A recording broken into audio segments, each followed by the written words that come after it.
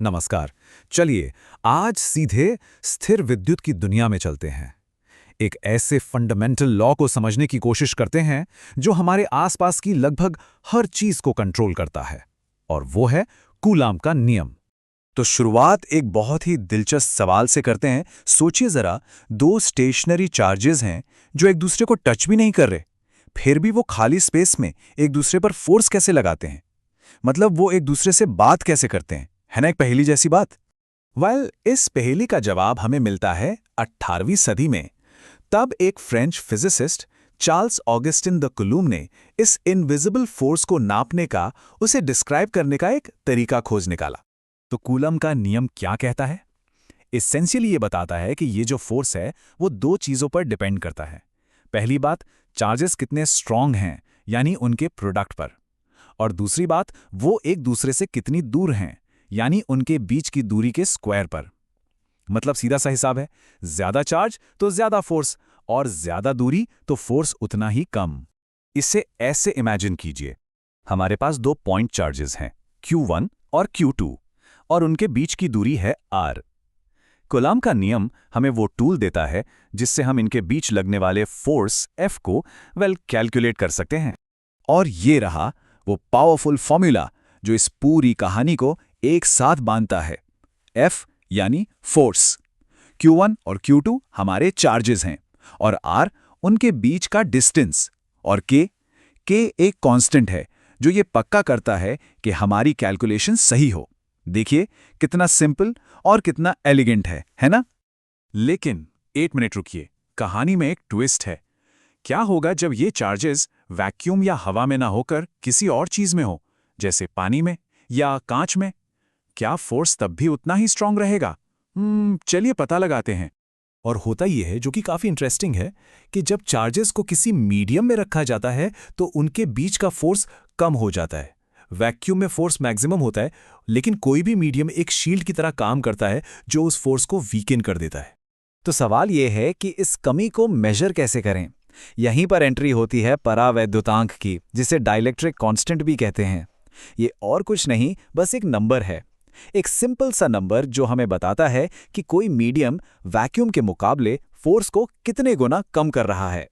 और ये देखिए कितना सिंपल सा सॉल्यूशन है। किसी मीडियम में जो नया फोर्स होगा यानी Fm, वो बस वैक्यूम वाले ओरिजिनल फोर्स Fo को उस मीडियम के डाइलेक्ट्रिक कांस्टेंट एप्सिलॉन r से डिवाइड करके मिल जाएगा।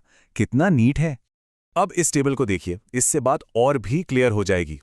हवा का डाइलेक्ट्रिक कांस्टेंट लगभग 1 है, मतलब फोर्स करीब करीब वैक्यूम जितना ही रहता है। लेकिन प्योर वाटर को देखिए, 80। इसका मतलब है कि पानी दो चार्जेस के बीच के फोर्स को 80 गुना कम कर देता है। That's a huge effect. Okay, तो अभी तक हमने फोर्स के मैग्नीट्यूड यानी उसकी स्ट्रेंथ की बात की है, लेकिन फिजिक्स में सिर्फ कितना जानना काफी नहीं होता, किस तरफ ये जानना भी उतना ही जरूरी है, मतलब डायरेक्शन। तो अब सवाल ये उठता है, हमें फोर्स की ताकत तो पता है, पर वो लग किस दिशा में रहा है?